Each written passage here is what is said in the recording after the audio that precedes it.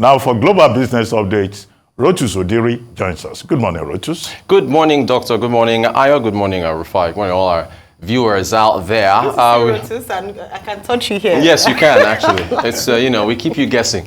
Let's begin in Asia, as we always do. I mean, we really want to talk about exports and earning foreign exchange. South Korea releasing their February numbers of February. Trade surplus, your difference between your exports and your imports, coming in at $4.2 billion just for the month of February. The estimates were for $2 billion, according to economists that were surveyed. Exports up 4.8%. The estimates were for a 1.8% climb. Imports did fall 13%. Estimates for 11% drop. Their chip exports, as you know, Korea is a hub for semiconductors. 66% climb, and going down the line with the chip race and everybody that's talking about AI and so on, Korea is set to benefit, which is why you saw TSMC, the Taiwanese company, we covered it here, go to Japan, where Japan is spending billions in subsidies to entice TSMC, as is Taiwanese semiconductor manufacturing, to open a plant there.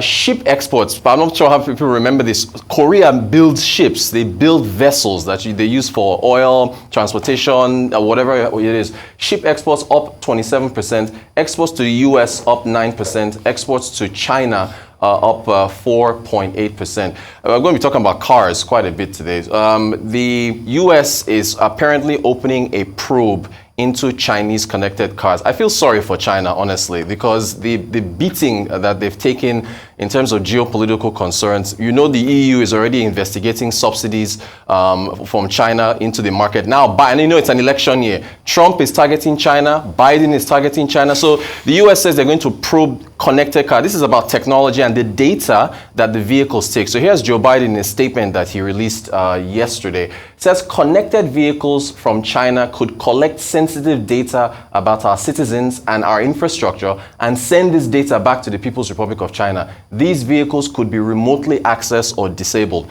And he's correct. Tesla, I mean, the way your phone, you know when your phone updates overnight or your computer, when Tesla wants to do an update, if any electric vehicle, they will send the update as a software download for you to update for your electric car, can begin to add whatever software updates are needed.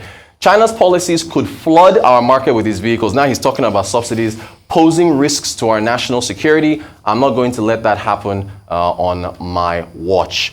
I really enjoyed your guys' conversation. Still on cars, the president's convoy, the Toyota, I think was awesome. Oh, you saw that? Yeah. But as far as Nord and Innoson are concerned, it's not just about government patronage, right? They really need to export. Here's an example. Remember, you mentioned Rishi Sunak. Sunak, of course, made headlines last April with his convoy. Take a listen to his Talk TV talking about it last year. Of that, I don't know if you saw that video of Rishi Sunak being driven somewhere the other day, and in front of him were a sort of phalanx of cops on bikes, followed by some rather tubby-looking people sort of jogging very slowly ahead of a fleet of Range Rovers. I mean, it's one of the most ridiculous things I think I've ever seen. I was likening it to some kind of Monty Python sketch. I mean, you're a former police officer. What did you make of it? Wow. Here we go again. Kim Young Rishi, what's going on? I mean, this is not what we do in England. Fat cyclists on bikes. Right. It's comedic. I expected them to start sort of standing on the saddle or something and doing sort of bizarre acrobatics. I don't know. I mean, I didn't believe it was a true video when I first saw it. I thought it's got to be a spoof, because this is how British politicians behave, let alone British police. We're not like that. We're not Kim Jong. We're not Joe Biden or Donald Trump. We don't do this. It's just very, very weird. Anyway, listen, Harry, great to talk. So you heard him saying, we're not Biden, we're not Trump. So these large convoys, they all say from Nigeria to UK to US is a security protocol thing in case somebody wants to attack the president. They don't know which car he's in, right? But the issue there is if you look at all those vehicles that were going, those are all Land Rover, Jaguar vehicles, which of course are made and manufactured in the UK. But it is not just about them being manufactured there. I was looking at their financials. I didn't have enough time to put up the numbers, but Land Rover Jag, which by the way was purchased by Tata Motors from Ford. Ford purchased it from BMW. They've had different ownership. You can see all those vehicles are Range Rovers. But they also depend on exports. And then Rufai's point about Toyota. We actually looked at Toyota's numbers on Wednesday. So if we pull up Toyota's numbers, Toyota's vehicle production for January, 740,332, 7% increase. But take a look at this. Global sales, 11%. Look at Japan. Toyota is a Japanese company. Their sales fell in their domestic market, but they were able to offset that with, look at China, plus 39% sales in China, in the US plus 23, in Europe plus 2. So the point is that for a Nord and for an Innoson, in fact, for the whole grow the Naira and so on and so forth, our industries have to export. That is like pretty much a focus. And with the African Continental Free Trade Area Agreement that we're talking about, the likes of Morocco, the likes of South Africa, even Ghana, you've got fully functioning automobile manufacturing plants there that are able to export and earn foreign exchange for them. All right, real rates of return. Esile Agbe, I watched his interview and I was very pleased to hear him talk about the need for positive real exchange. And I'm actually pulling this clip up because of a summary of the central bank's call with foreign portfolio investors. But here's what he said with you too. Evidence or maybe empirical evidence as to perhaps how do you know what level of rate is appropriate, etc. And I think I've heard some of your colleagues, Rotus, talk about the need for positive real interest rate. I think that really hits it, or hits the nail. You need an environment that is conducive or incentivizes locals like you and I to invest in our economy and not trade in that for USD assets. Once you get that, you start to take away a lot of the panic that has led you and I to convert our perhaps daily, monthly earnings into dollar assets. So speaking of which, central bank yesterday had a call which with foreign portfolio investors. Here are some highlights, stuff we've already know, but also stuff they've been reiterating. Commitment to clearing FX backlogs, focused on boosting FX supply, which really should be on the fiscal side, not the CBN. They will intervene in the FX market when necessary. Shout out to all the followers of Arise TV on Twitter with our managed float versus free float debate yesterday. Plans to increase OMO frequency. The OMO is open market operations. It is used to drain liquidity, but you do that. They said it will increase the volume and the rates are going to go up. So that is supposed to entice investors again to pull funds out of the system. They're going to make rates attractive to FPIs, foreign portfolio investors, focused on reducing inflation, and importantly, the CRR, the cash reserve ratio, which a lot of banks have grumbled about since it's up to 45%. Central bank said that I think they're going to do it gradually as far as the CRR debits are concerned in order not to shock the system. We talked about Nestle's earnings yesterday, two earnings from two different industries, Lafarge, WAPCO, and Seplat. Lafarge, their full year 2023 earnings did fall by about 4.7% as a result of the fact that they are no longer enjoying pioneer tax status. So their effective tax rate was about 36%, meaning that the tax they paid was up 83% year on year, which ate into their profit. So revenues coming in at 405 billion, 8% growth, cost of sales climbing at 12%. They spent about 75 billion naira on power and fuel. So you can see how that impact. Then they also had a net FX loss of 21 billion, was 16 billion in the prior year. Gross profit, 5% growth.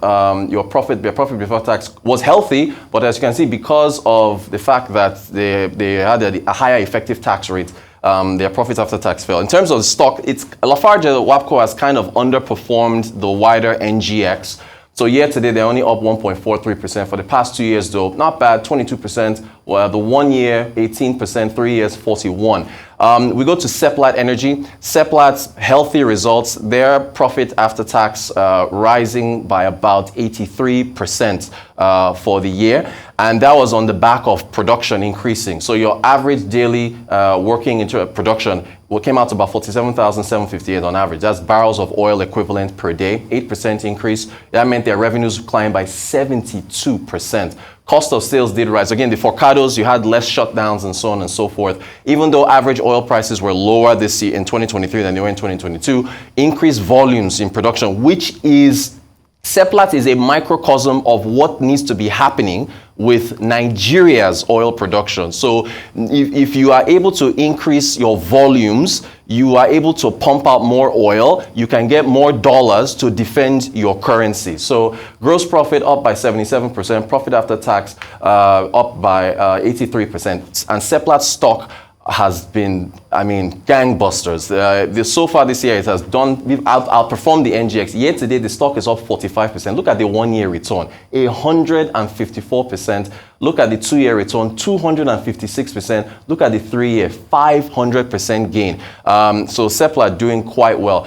Finally, Mr. Tony Elumelu and the Tony Elumelu Foundation, they were highlighted, in fact, they were added as a curriculum at the Graduate School of Business in Harvard University yesterday to graduate students.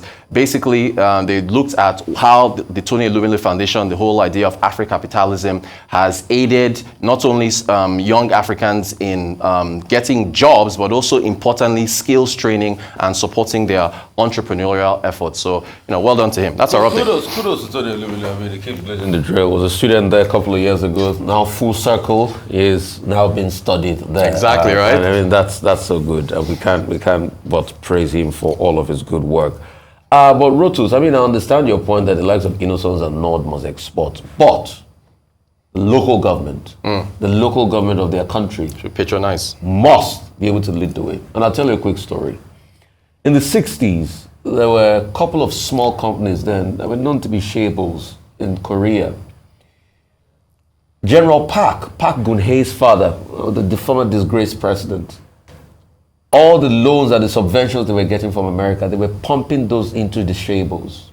And that's how those companies could scale. That's why you have the likes of the Samsungs today of this world, the Samsung, I think I hear it's called, the Hyundais of this world, and all of those companies.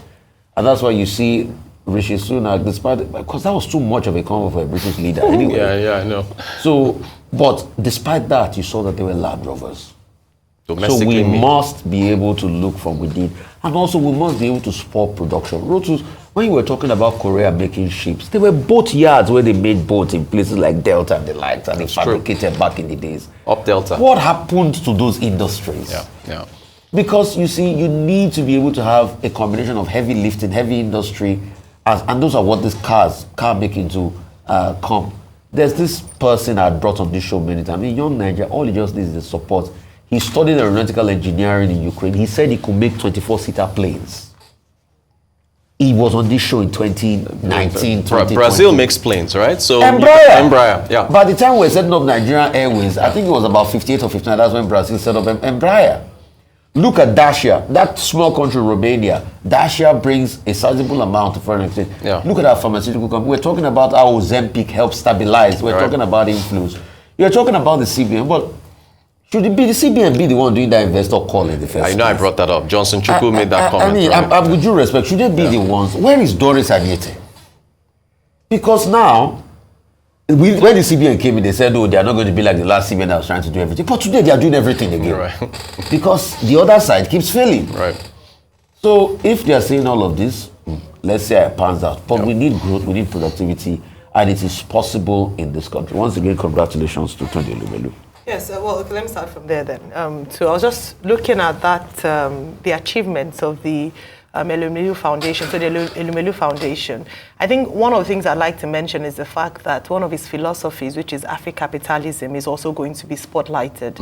I like that because it talks about the private sector and individuals like him who perhaps would be the catalyst for social change on the African continent. I often talk about the fact that especially in Nigeria, if we're going to move things forward, there has to be a partnership. The government can't do it all. And so it's a call and perhaps an inspiration example to other, change agents like himself, especially people who have enjoyed private sector, success. He's giving back. Also give back. And I think I've seen that multiplier effect. Yeah. I think it's really great that Harvard has taken it on board, and perhaps even in our curriculum here in Nigeria and on the African continent. Now, going to the UK Prime Minister's convoy. Yeah. I love it. The UK is a conservative nation, and not just because the Conservatives are in power, but traditionally they do things really, conservatively. And so you would understand why there's a bit of an uproar. Why is he like a South Korean leader? But beyond that, North Korea. North Korea, sorry. Why is it beyond that? Is the fact that if you look at the United Kingdom Range Rover, the United States Cadillac built by General Motors. Yep. France, they ask any high-end French-made car, Citroën, Renault, or the likes of that. Nigeria, any Japanese-made car, Toyota. And you ask the question that, beyond that is if the chief marketing officer of the nation is not using one of the products of the nation, and it sends, it's a big signal. It's signaling, it's the optics. I don't know why we don't understand this. Yeah. Even if you don't like the car, you like your private, just for the fact that you're president and you want to show that this is, that this is, you're for the people and you want to grow the industry, especially the automobile industry in Nigeria, just use it. And then just the fact that you're keeping Naira here, and because at the end of the day, the much price dollar is what we use to buy these cars at the end of the day. But beyond that, why don't we export? It goes back again to leadership and government. It talks about an enabling environment, the cost of production, support given. If you look at a number of these companies, General Motors, Cadillac, Range Rover is in Solihull. You would see, well, now before being taken over by Tata, you would see that there's investment by the government in these sectors. So if we're going to go and talk about the planes, I'm thinking we can't even begin to see. We're celebrating train line, not even fast moving. It's good, but the world has moved way beyond so far. So I believe that beyond asking that, the private sector in Nigeria, SMEs, the bigger corporations ought to be celebrated because they succeed against all odds. And like you mentioned, perhaps it's time for the government to look inwards. Building industries, the manufacturing sector. How can we make our products more attractive for export? If we don't do this, if we don't invest, then we'll continue to have a pen chance for foreign-made goods and never build our own local industries. Awesome. I look forward to seeing the next convoy of President Bola Ahmed Tunubu with Nord cars, with Innoson cars. I'm serious. I get you, of course. And governors. I don't know him. Governors. Yes. The governors. No, in all fairness. I think part of the Pachoka for Dakwa Biodu, there's Nord in there. Not even Dakwa. Abia State, thank you. It was Abia State. Yes. Abia, that's right. Okay, quite a number of subjects. Let me start with the Tony Elumelu Foundation and the fact that Tony Elumelu's efforts have now been put on a global academic calendar at Harvard University. And, his example will be studied as a case study. That's one of the things they teach in business schools. They take case studies to see how businesses, function. But in Tony Elumelu's case, that Tony Elumelu Foundation was started in 2015 to promote entrepreneurship, to reproduce young, successful African business people. And the project covers 54 African countries. And since 2015, the Tony Elumelu Foundation has been able to give out a grant of about $100 million a lot. To young people in, 54 African countries, creating in the process both direct and indirect jobs under the philosophy called Afri-capitalism. Now, that will probably, at the end of the day, be Tony Elumelu's most important legacy. The fact that he has come up with a body of ideas called Afri-capitalism, how you can promote entrepreneurship, how you can build people up. And it has received the attention as a subject worthy of study by Harvard University. So big congratulations to him and all the 1.2 million young persons who have participated in training programs also organized by that foundation. So it's good you brought it up, you spotlighted it. That's one. Number two, you were talking about, some companies, Lavarge and all that. I saw a report this week saying that, look, there's been a slowdown of capital in the NGX, in the equities market, after the CBN came up with all these measures and after the MPC. True. So, in other words, it's not as if there's been some excitement in the NGX in Nigeria, and that's part of it. And today, there was also a report about how MTN Nigeria has lost about $740 million in terms of forex losses, and how shareholders' funds have been wiped out. And as a result of that... No, Nestle, that was Nestle. The same thing happened to MTN Nigeria. Their shareholder funds were wiped out? Yes. No, I think it was Nestle's shareholder. We took at Nestle. MTN Nigeria. Okay, we'll take a look. I saw it. You can double check. For sure. And in the company secretary's report for 2023, what the company secretary was saying is that all these policies, this is the effect of all these policies that they have come up with. So, for those of you who are excited about neoliberal, economics, that our people have just taken, without really, focusing on the content. This is the effect that we're seeing. But in the long run, let us see how it plays out. Because the attitude for most people is say, well, let's wait and see. As for China, I'm concerned about Chinese connected cars. Spying on people. The fear is that, the Chinese will be collecting data and all of that. Well, that fear is everywhere. Even in the UK, James Cleverly, the other day too, was expressing concern and was also talking about how artificial intelligence, Doctor, you're right. You're right. Yeah, I thought I saw a story like that. You're right. On the MTN thing, So the fear of China, it's the beginning of wisdom. Well, I don't know whether it's the beginning of wisdom. Just as they are afraid of Chinese technology, they are also afraid of Putin, threatening that he has nuclear capability, and he has the courage to use it. Indeed. But this is part of the global tension that you find. Geopolitics is all about, first and foremost, self-interest, and that's why President Biden can insist and say, well, he will work on it. And Raimondo, is that her name? Yes. The Commerce Secretary, that's correct, has now said there will be an investigation into these Chinese cars. And she's also calling on the public to provide government with information. Well, here we use all these gadgets. And nobody is spying on us. But is the also guilty of spying? Well, you can make that,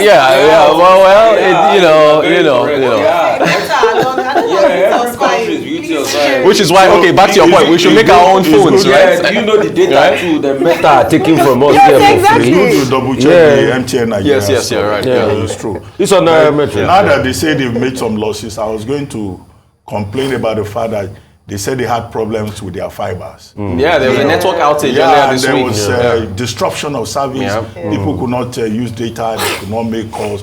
I was going to remind them of the example of AT&T. Yes, AT&T had to give their customers money. $5, to compensate them. But now that MTN cannot even pay shareholder dividends, and they say they have lost so much money, I will not make that recommendation. They only sent an apology. I saw the apology. Also credit our phones. But in all of this, our laughter, let's be realistic. It's a big problem on our hands that most of our top company shareholder firm are wiped up because of this forex problem. It's a big problem on our hands. But it's not a laughing matter. The banks, remember, there's two sides. The banks made a lot of money, right? So I get what you're saying. With due respect, we begin to investigate how the banks are making profit. When you sit on a large foreign exchange power and you reevaluate, you earn more. With due respect, the banks are not the real economy. They lend to the real economy, but they are not the real economy. But you need money now. They lend to the real economy, but they are not the real economy. True. I don't know if you get my point. So let's be careful. Even with the new CBN policies, MPC and all that, financial intermediation has been further constrained. Has been constrained. Anyway, thank you very much. Thank you.